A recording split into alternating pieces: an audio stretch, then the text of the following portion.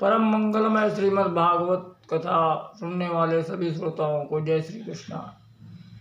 पिछले पार्ट में हम सब ने सुना महाराज ध्रुव जी अपनी माँ से विदा लेकर भगवान की प्राप्ति के लिए वन की ओर निकल पड़े। और जब भी कोई साधक भगवान की प्राप्ति के मार्ग पर चलता है तो भगवान उसको कोई ना कोई सद्गुरु के रूप में उसको भेज देते हैं मिलने के लिए। तो जब ध्रुव जी वन में पहुँचे तब वहाँ पे नारद जी का प्राकट्य हुआ और नारद जी ने देखा कि एक 5 वर्ष का बालक वन में आया हुआ है। वहाँ पर नारद जी आए और उन्होंने उससे पूछा कि बेटा बताओ तुम वन में किस लिए आए हो। तब ध्रुव जी ने सारी बात बताई। मेरी माता सुरुचि ने मुझको अपने पिता की गोद से उतार दिया, इसके लिए मैं उनसे नाराज होकर, और उन्होंने कहा कि पहले परम पिता से मिलकर आओ तब बाद में सिंहासन पर बैठना। समस्त जितनी भी बातें हुई थी सब बताया नारद भगवान को। तब नारद जी ने सोचा कि अहो क्षत्रिय तेजानाम मानभंगमर्ष्यताम। देखो ये क्षत्रियों का जो तेज है कितना वीर है। और इसने अपनी माता के वचनों को सुनकर वो अपमान सहन न कर सका और जंगल में आ गया। बालोऽप्यं हृदा धत्ते यत्समातुर सद्वचा। और अभी ये बालक है तो भी इसके हृदय में माता के जो वचन थे वो घर कर गए और ये बालक आ गया। तब नारद जी ने समझाया कि बेटा तुम अभी छोटे हो और मुझको नहीं लगता कि तुम्हें इन सभी बातों का तुम्हारे ऊपर मान अपमान कोई कुछ असर पड़ेगा, क्योंकि अभी तुम बालक हो। तुम खेलो और खाओ, अभी तुम्हारी खेलने कूदने की उम्र है। और जिन प्रभु के प्राप्ति के लिए तुम आए हो, बड़े बड़े जो ऋषि मुनि हैं वो भी हजारों वर्षों तक समाधि लगाते हैं और वो भी उनको नहीं पा पाए, तो तुम अभी कहाँ पा पाओगे। और बेटा तुम इस जंगल में आए हो, यहाँ पे बहुत ही भयानक जंगली जंतु हैं, शेर बाघ हैं, वो तुमको देखकर तुम्हारा नाश्ता कर जाएंगे। इसके लिए बेटा तुम अभी घर में जाओ और जब बड़े होना तब आना, तब फिर तुमको भगवान की प्राप्ति होगी। मुनया पदवीं यस्य निस्संगेरु नोरु जन्मभिः न विदुर्मृगयन्तोऽपि तीव्र भक्ति योगे समाधिना। बेटा बड़े बड़े ऋषि मुनि तीव्र योग के द्वारा भी समाधि में बैठकर उनको नहीं पाते हैं और अनेकों जन्म उनके बीत जाते हैं, तो बेटा तुमको कहाँ मिलेंगे। तब ध्रुव जी ने कहा कि महाराज आपको अगर भगवान की प्राप्ति का रास्ता पता हो तो बताएं, अन्यथा तुम अपने रास्ते जाओ और मैं अपने रास्ते जाता हूँ। और ध्रुव जी कहते हैं कि हे महर्षि अथापि में अभिनीतस्य, मैं एक तो मेरे में विनीत का अभाव है, मैं अविनीत हूँ, और दूसरा छात्रम घोरमुपेयुषा, और मेरा जो मैं क्षत्रिय बालक हूँ, इसके लिए मेरा स्वभाव घोर है और मुझ में विनीत की कमी है, मैं अविनीत हूँ। और ये जो मेरी माता ने वचन कहे हैं वो मेरे हृदय में बाणों की तरह चुभ गए हैं। सुरुच्या सुरचातुर्वचो बाणैन् भिन्ने श्रूयते हृदि। और मेरी माता सुरुचि के द्वारा जो उनके वचन है वो बाणों की तरह मेरे हृदय में चुभ गए हैं, और मैं ये अपनी प्रतिज्ञा को नहीं छोड़ सकता हूँ। तब नारद जी ने सोचा कि यह चेला पक्का है। देखो, जब पहले के जो गुरु होते थे वो एक तो जल्दी जल्दी किसी को मंत्र देते नहीं थे, और मंत्र देने के पहले बहुत दिन तक उनसे गुरु के पास जाना पड़ता था, और जब वो एकदम ठोंक बजा के शिष्य को देख लेते थे कि इसके अंदर श्रद्धा भक्ति है, तभी ही वो मंत्र देते थे। तो इसके लिए नारद जी ने तुरंत ही ध्रुव जी को कहा कि बेटा, तथात गच्छ भद्रम ते यमुनायास्तटम शुचि। बेटा, तुम यमुना जी के तट पर जाओ और वहाँ मधुबन में भगवान की तपस्या करो, और वहीं पे तुम्हें मधुबन में भगवान के दर्शन होंगे। और ध्रुव जी को नारद जी ने 12 अक्षर मंत्र का उनके कान में डाल दिया। 12 अक्षर मंत्र ध्रुव जी के कान में सुना दिया और कहा कि बेटा। और नारद जी कहते हैं कि पुण्यम मधुबनम यत्र नित्यम सन्निहिता हरि।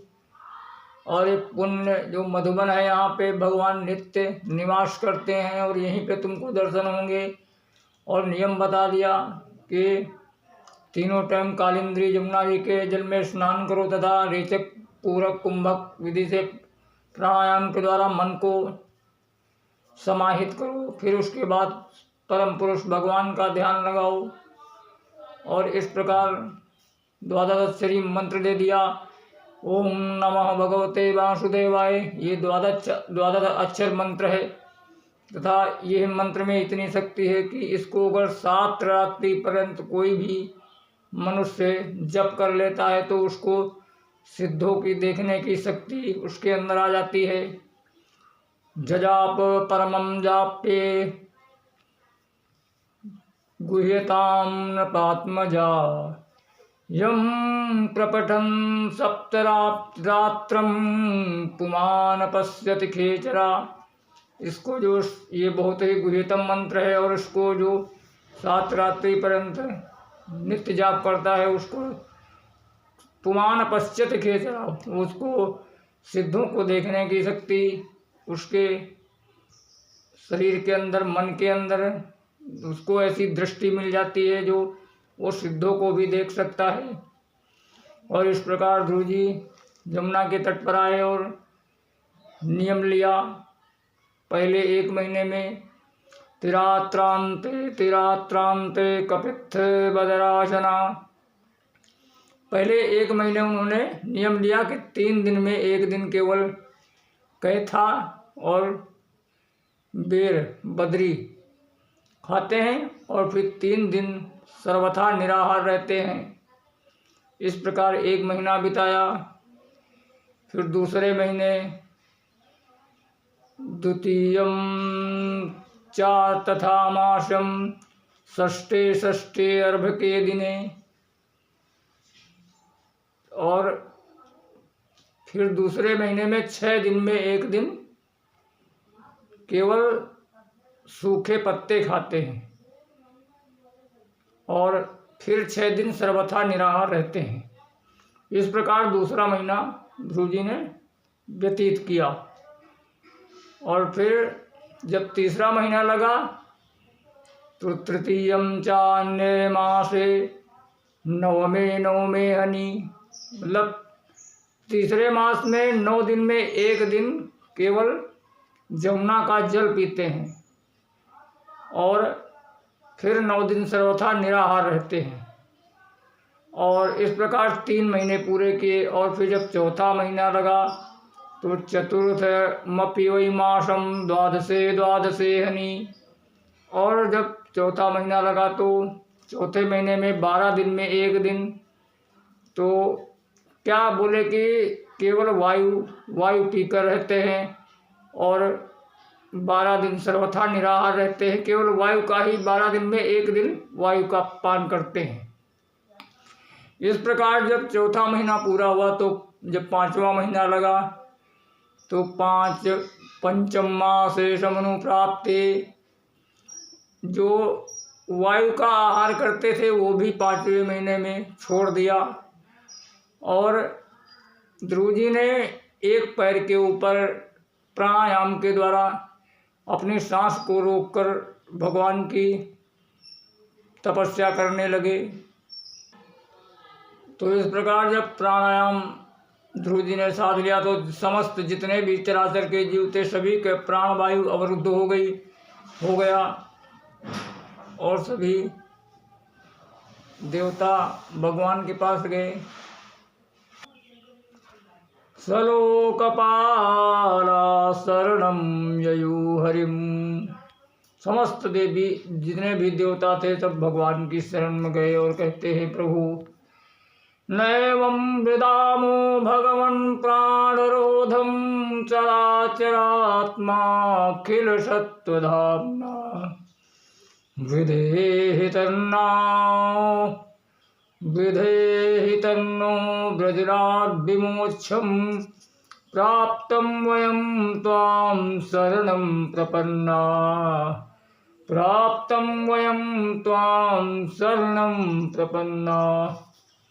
सभी देवता कहते हैं कि प्रभु ये समस्त जितने भी चराचर स्थल जंगम है सभी का प्राणवायु रुद्ध हो गया है और इसके पहले आज तक ऐसा हमने कभी नहीं देखा। और आप शरणागत के रक्षा करते हैं, शरणागत भक्तों की रक्षा करते हैं तथा हम सब भी आपकी शरण में हैं, हमारी रक्षा करो। इस प्रकार जब सभी देवताओं ने कहा तो भगवान ने कहा मां भ्रष्टबालो तपसा दुरत्यो दौत्तैरपादे मयि संगतात्मा। मां भ्रष्ट, घबराओ मत, तुम सब लोग घबराओ मत। और जो ये उत्तानपाद का पुत्र ध्रुव है उसने अपनी जो प्राणवायु है वो मुझ विश्वात्मा में लीन कर दिया है, इसके लिए सभी का प्राणवायु रुक गया है और तुम लोग अपने अपने स्थान पर जाओ। और इतना कहकर भगवान ने सभी देवताओं को सांत्वना दिया और भगवान ने तुरंत ही भगवान अपने भक्त का दर्शन करने के लिए मधुबन को प्रस्थान कर दिया। सहस्रशीर्षा विततो गरुत्मता मधुर्वनं भक्तिदर्शयागता। भगवान अपने भक्त को दर्शन देने नहीं, भगवान अपने भक्त का दर्शन करने आ रहे हैं। दिदृक्षया, दृष्टुम इच्छा, दिदृक्षया। और भगवान ने देखा कि ध्रुव महाराज अपने ध्यान में योगाभ्यास के ध्यान से भगवान के उस दिव्य स्वरूप को देख रहे थे। तो भगवान ने सोचा कि ये अपने अंतरात्मा भी देख रहे हैं, इसके लिए ये बाहर अपनी आँख नहीं खोलेंगे। तो भगवान ने तुरंत ही जो अंतर की उनकी भगवान का स्वरूप देख रहे थे उसको भगवान ने तिरोहित कर दिया। और जब ध्रुव जी के अंदर के भगवान तिरोहित हो गए तो ध्रुव जी ने तुरंत आंखें खोल दी। और जब आंखें खोली तो भगवान को बाहर देखकर जो अंदर देख रहे थे वही बाहर देखकर ध्रुव जी भगवान के चरणों में गिर पड़े और साक्षात दंडवत प्रणाम करते हुए पड़े रहे। तथा बहुत देर बाद पड़े फिर बाद में भगवान के सामने उठकर खड़े हुए। और अब ध्रुव जी कुछ पढ़े लिखे तो है नहीं, इसके लिए वो कुछ बोल नहीं पाते हैं। तो उन्होंने ये नारद जी से पूछा ही नहीं था कि जब भगवान मिल जाएंगे तो मुझको कहना क्या है। तो ध्रुव जी चुपचाप खड़े थे, लेकिन भगवान ध्रुव जी के मन की बात जान गए और उन्होंने क्या किया, कृतांजलि ब्रह्ममयेन कामुना पस्पर्शबालं कृपया कपोले। और भगवान ने अपने ब्रह्म में जो भगवान का शंख था उन्होंने ध्रुव जी के गाल से छुआ दिया, और उस शंख के छुआते ही ध्रुव जी को जितने भी वेद वेदांत थे सभी कंठस्थ हो गए। और जो ध्रुव जी 5 वर्ष के थे वो अब युवा अवस्था 18 वर्ष के हो गए। और ध्रुव जी ने अब सोचा कि भाई अब भगवान की स्तुति कैसे करूं। देखो, जो जिसको कुछ नहीं आता है वो ये सोचता है कि मैं क्या बोलूं। जिसको जिसको कुछ नहीं आता है या जिसको जो अज्ञानी होता है वो सोचता है कि मैं क्या बोलूं, और जो ज्ञानी होता है वो सोचता है कि मैं कहाँ से बोलूं, क्योंकि उसको सब कुछ आता है। तो ध्रुव जी को भी सभी वेद वेदांत सब समस्त उनके हृदय में भगवान के शंख छूने से आ गए। तो इसके लिए अब ध्रुव जी सोचने लगे कि मैं क्या बोलूं। तब ध्रुव जी ने भगवान की दिव्य स्तुति की और कहते हैं कि योऽन्तः प्रविश्य मम वाचमिमां प्रसुप्ता, योऽन्तः प्रविश्य मम वाचमिमां प्रसुप्ता, सञ्जीवयत्यखिलशक्तिधरा स्वधाम्ना, सञ्जीवयत्यखिलशक्तिधरा स्वधाम्ना। अन्याश्च हस्तचरणश्रवणत्वगादीन्, अन्याश्च हस्तचरणश्रवणत्वगादीन्, प्राणान्नमो भगवते पुरुषाय तुभ्यं, प्राणान्नमो भगवते पुरुषाय तुभ्यं। एकस्त्वमेव भगवन्निदमात्मसत्या मायाख्ययोरुगुणया महदादिशेषं, मायाख्ययोरुगुणया महदादिशेषं,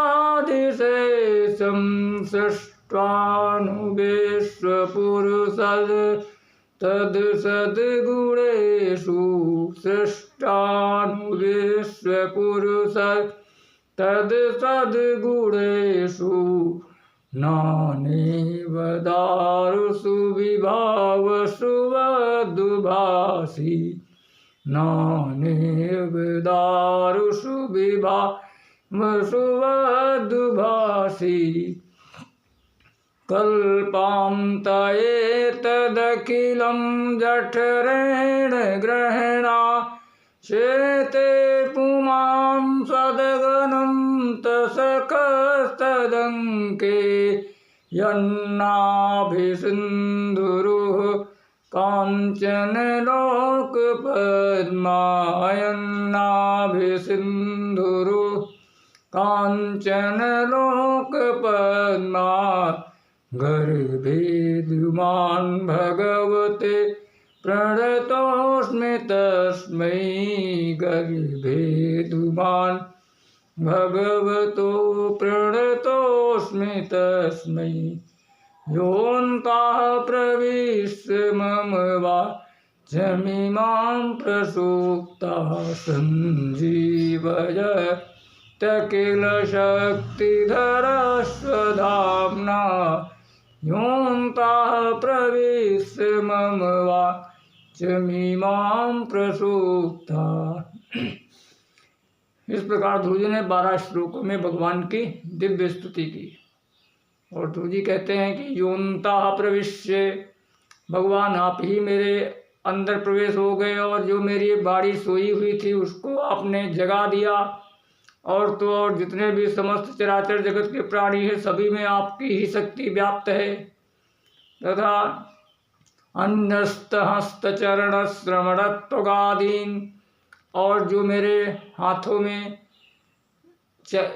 में लेने देने की शक्ति है और चरणों में चलने की शक्ति है, कान में श्रवण की शक्ति है, जितनी भी शक्तियाँ हैं वो सभी आपके द्वारा प्रदत्त हैं। जैसे हाथ से अगर भगवान अपनी चेतना शक्ति खींच ले तो हाथ तो बने रहेंगे, लेकिन हाथ उठेगा नहीं। और इस प्रकार जैसे आँख है, आँख से भगवान अपनी शक्ति खींच ले तो आँख तो रहेंगी लेकिन कुछ दिखेगा नहीं। इसी प्रकार ध्रुव जी कहते हैं कि ऐसे परम पुरुष भगवान को हम प्रणाम करते हैं, हम नमस्कार करते हैं। इस प्रकार ध्रुव जी ने भगवान की दिव्य स्तुति की। और भगवान अब आगे की चर्चा अगले पाठ में।